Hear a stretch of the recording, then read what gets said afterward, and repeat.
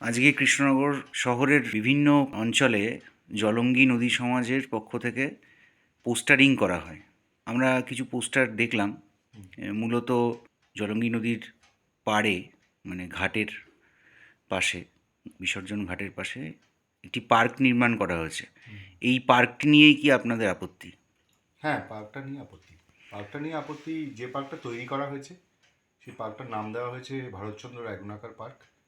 আর ওই পার্কের ঠিক উল্টো দিকে বিসর্জন ঘাটের ঠিক বাঁ দিকে আবার একটা পার্কের জন্য আমরা শুনেছি যে একটা টেন্ডারও কল করা হয়েছে। তো এই গোটা বিষয়টা নিয়ে আমাদের আপত্তি। তার কারণটা হচ্ছে যে নদীর পাড়ে এইরকম বিনোদন পার্ক তৈরি করার এই বিষয়টা, এই ধারণাটাতেই আমরা আপত্তি জানাচ্ছি। 1956 নদী আইন, 2002 যে জীববৈচিত্র্য আইন, সেই আইনগুলো ভারতবর্ষের সংবিধানে পরিবেশ সংক্রান্ত যে আইনগুলো আছে তার সম্পূর্ণ পরিপন্থী। একজন সাধারণ কৃষ্ণ নাগরিক হিসেবে, কৃষ্ণনগরবাসী হিসেবে এই যে বিসর্জন ঘাটের কাছে বা জলঙ্গির পার বরাবর যে বাঁধ, এই বাঁধটা আমাদের শহরের জন্য, শহরের নিরাপত্তার জন্য আপৎকালীন সমস্যার ক্ষেত্রে, মানে 2002 আমরা যেরকম বন্যা দেখেছি, এই ধরনের ক্ষেত্রের জন্য এই বাঁধ ভয়ঙ্কর গুরুত্বপূর্ণ, ভীষণ রকম গুরুত্বপূর্ণ। এই বাঁধের উপরে পার্কটা তৈরি করতে গিয়ে যেভাবে বাঁধের উপরে গর্ত খুঁড়ে ফোয়ারা তৈরি করা হয়েছে, রেস্টুরেন্ট তৈরি করা হয়েছে এবং একটা সেলফি জোন তৈরি করা হয়েছে।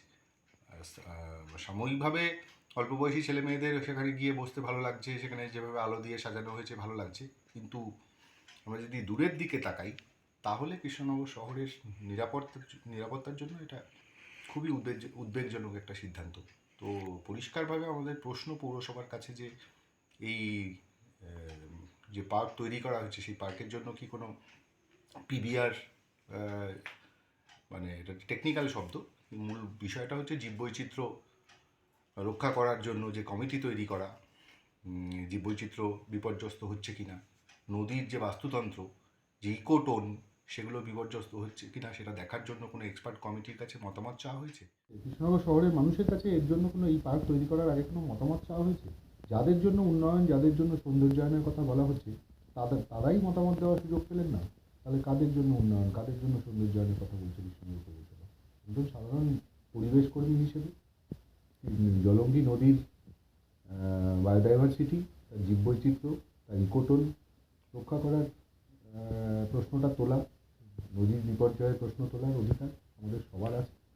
আমিও সেই জায়গা থেকেই প্রশ্নটা তুলছি যে এই পার্ক কাদের জন্য তৈরি হয়েছে। শেষ পর্যন্ত এই পার্ক আসলে কৃষ্ণনগর শহরের বুকে কোনো বড় বিপদ ঘটবে দেখি। আপনার বক্তব্য থেকে দুটো বিষয় উঠে এলো এবং দুটো বিষয় সম্পূর্ণই ভিন্ন আর কি। প্রথম বিষয়টি কৃষ্ণনগরের মানুষের নিরাপত্তা, কৃষ্ণনগর শহরের নিরাপত্তা, যেহেতু এই পার্কটি বাঁধের ওপর গড়ে উঠেছে। আর দ্বিতীয়ত আপনি বললেন নদীর বিপর্যয় এবং নদীর জীববৈচিত্র্যের ক্ষয়ক্ষতি।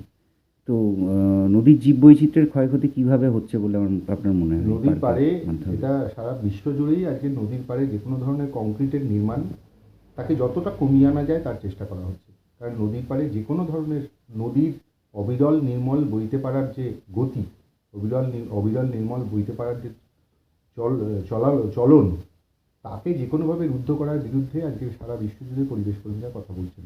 কারণ এটা শেষ পর্যন্ত অবশ্যই নদীর জীববৈচিত্র্য ধ্বংস করে, অবশ্যই নদীর গতিপথ রুদ্ধ করে, এবং অবশ্যই নদীর ইকোটোন যাকে বলি আমরা, সেটা বিপদ ঘনিয়ে আনে।